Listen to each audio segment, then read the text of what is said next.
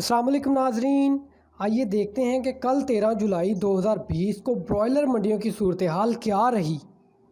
नाजरीन, सबसे पहले अगर हम बात करें सियालकोट की, तो सियालकोट में फार्म गेट रेट 174 रुपये अनाउंस हुआ और मार्केट 180 रुपये तक गई। और फिर हैदराबाद में फार्म गेट रेट 180 रुपये अनाउंस हुआ और मार्केट 182 रुपये तक गई। और फिर इसी तरह चीचावतरी में 174 रुपये अनाउंस हुआ और मार्केट 180 रुपये तक गई।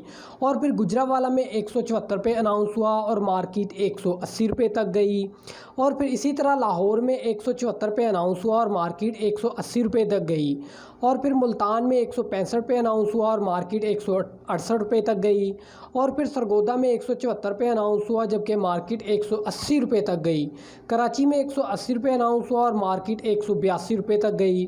और फैसलाबाद में 174 रुपये अनाउंस हुआ और मार्केट 180 रुपये तक गई।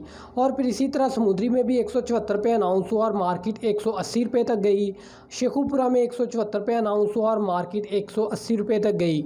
और फिर इसी तरह साहिवाल में भी 174 रुपये अनाउंस हुआ और मार्केट 180 रुपये तक गई।